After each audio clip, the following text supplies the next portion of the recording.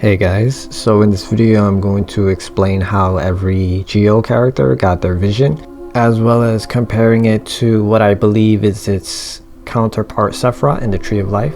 However, if you need more context as to how all these Sephiroths work and stuff like this, you can watch the first 5 minutes of my Dendro video. So let's just jump right into it.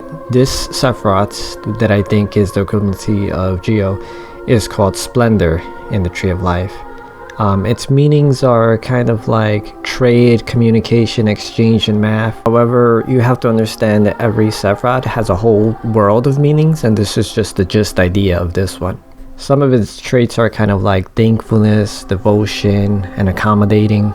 And in Genshin, this one is about contracts. So is accumulating wealth and fame, infamy, and even success through deals and contracts how one would obtain this vision or Sephiroths? Absolutely not. Contracts would be Rex Lapis's egotistical desire, and therefore focusing on this would run contrary to how one would actually obtain this Geo Vision or Blender Sephiroth, which would explain why so many people in Leeway don't have this vision. It's because they're all falling victim to Rex Lapis's egotistical desire. Contracts, however, aren't really the problem. It's more like humans' assumptions of its points, believing that contracts and even life itself should be about obtaining as much wealth and fame and infamy and success, when in reality it's not. Like, I don't mean to get all deep and stuff, but at the end of one's life, no one really cares what car you drove. No one cares how big your house was or how much money you made or what degrees you had. What matters is the impact that your heart and your soul had on their lives.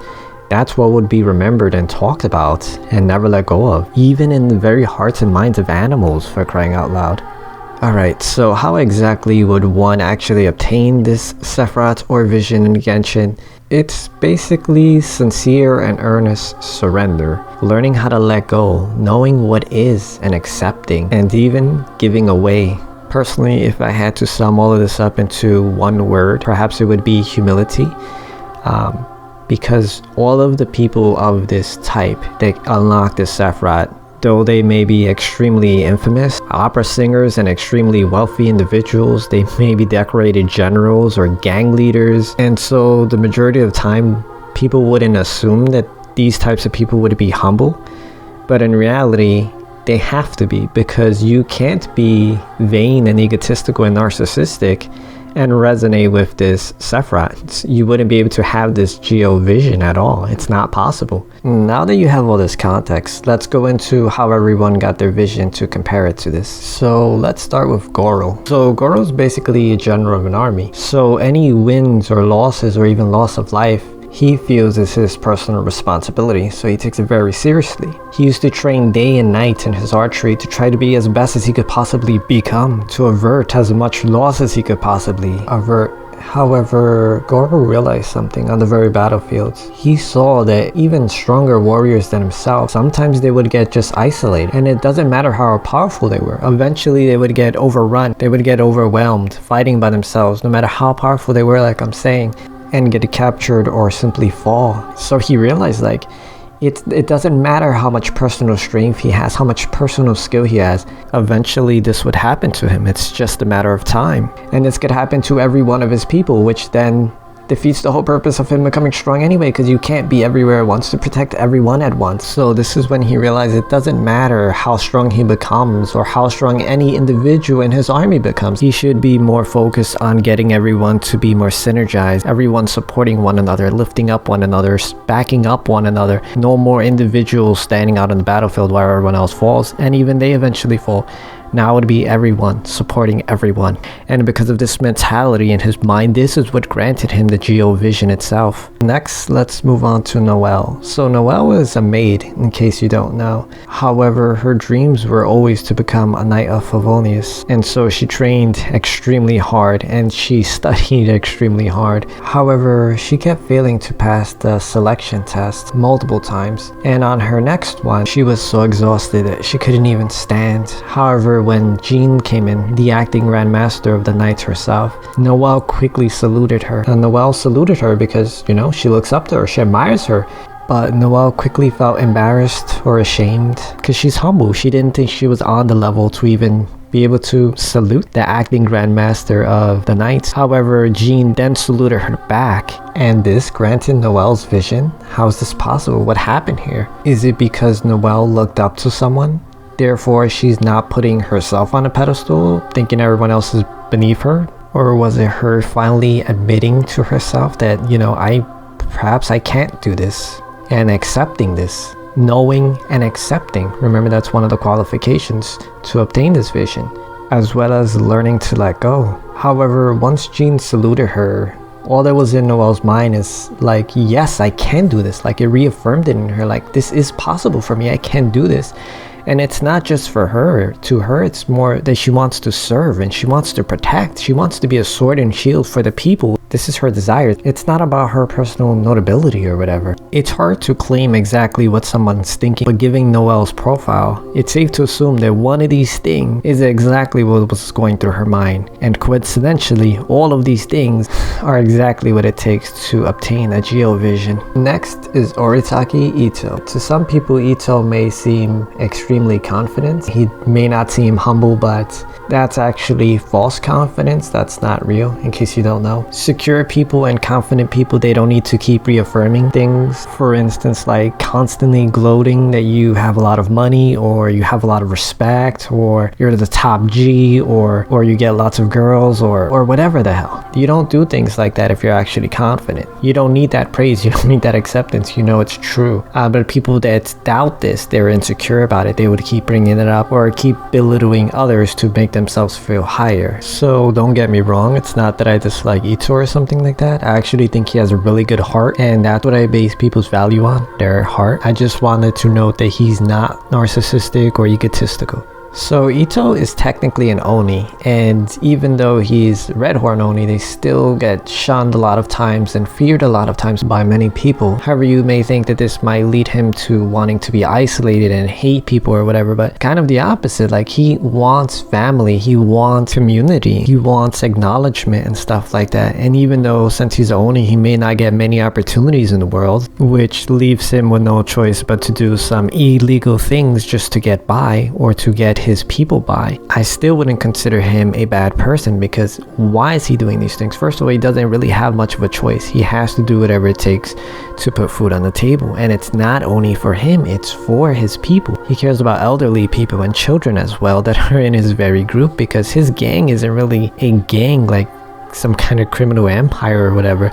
They're literally his family. This is just a group of people that he cares about. He would die for these people. But what exactly granted Ito his vision? It was simply when he finally established that this group of people that he's been with aren't just some random people he's hanging with, that they're his family. When it became unified, when it became official, perhaps simply valuing others more than yourself, because that is what it is to take care of a family, to put their needs before your own, to put their importance above yours. This is what granted him a Geo Vision. Next is Ning Wang, and she may very well be the richest person on all of Tibet. However, she had very humble origins. She started from the bottom of society and earned her way to the top. But I think because she started this way, she never lost this mentality where, like, not everything is about money. Like, she understands the importance and the value of people, even the people on the bottom of society, even like the little workers that she has, even children on the streets. Like, she takes care of people. She takes financial blows for people. And she may claim that it's because of this or it's because of that. Like,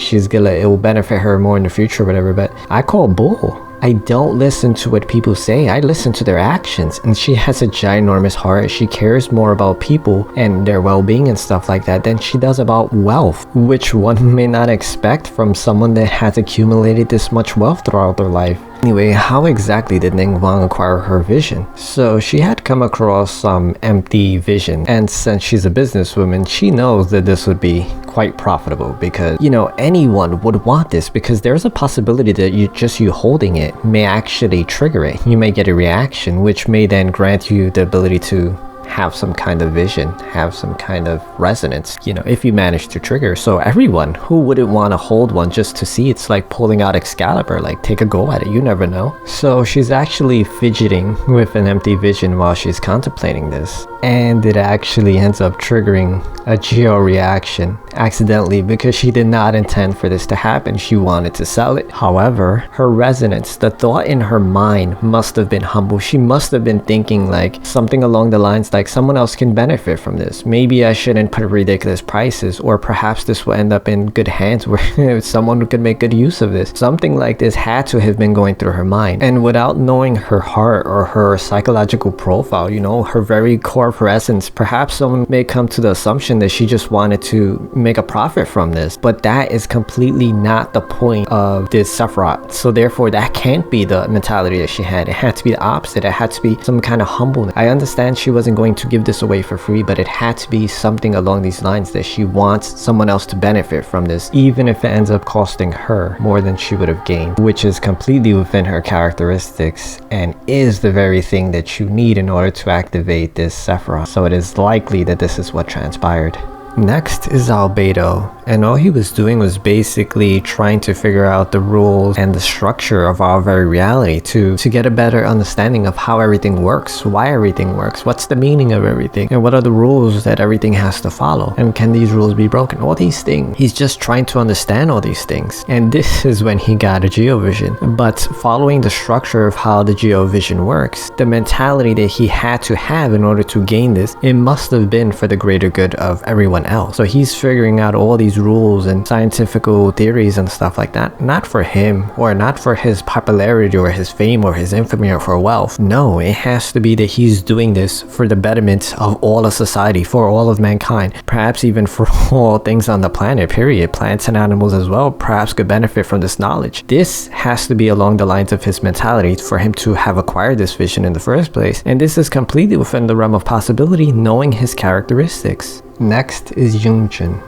So far, pretty much all of these characters they've got some spiritual enlightenment, some gnosis from whatever they were contemplating. Youngjin is perhaps the easiest one to describe so far. So what happened was, she's a very famous opera singer, but she started to lose passion for her very arts, like to play her roles. It felt like hollow, like she wasn't really giving the people the performance that she wanted to give them. She just didn't feel anything for it. The people, however, either they didn't care or they didn't notice, which kind of disappointed her as well. However, she kept on doing it because that was her job. But eventually came a point where she played a role where she fell into it, like she resonated with this very character. It came alive to her.